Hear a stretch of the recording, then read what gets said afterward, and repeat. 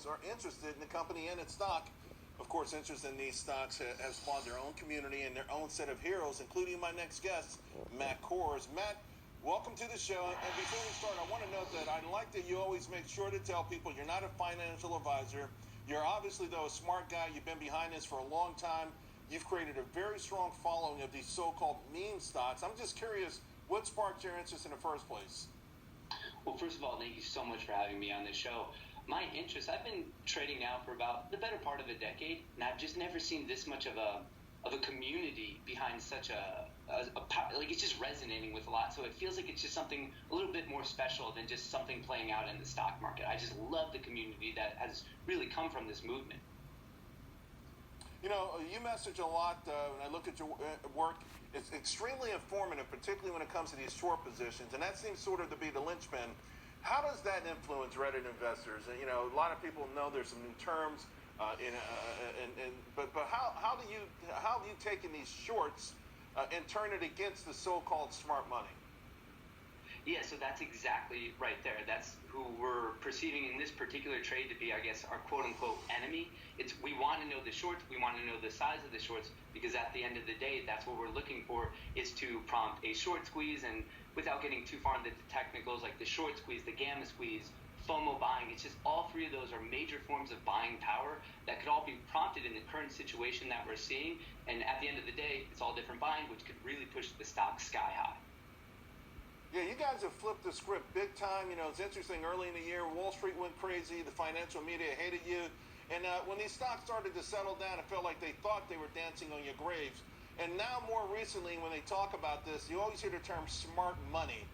The insinuation is that anyone who's buying these stocks right now is the dumb money. How does that make you feel?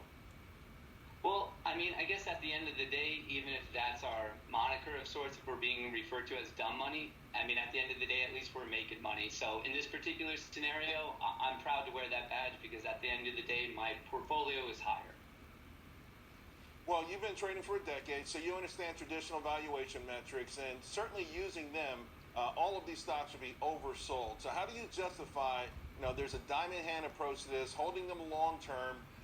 What are you using to say, okay, this is justified holding these names for 1, 2, 3, 4, 5 years, because you can't do it using traditional valuation metrics? Yeah, I completely agree. So in my personal opinion with this is more of a swing trade to see how this particular short squeeze narrative plays out. I think the discussion for a long-term hold is actually better taking place like when this particular storyline is done, because right now it's a smaller time frame. It's that classic David versus Goliath, retail versus Wall Street, the 99 versus 1. Right. At the end of the day, you love the underdog story. But with that being said, this is not a long-term underdog story.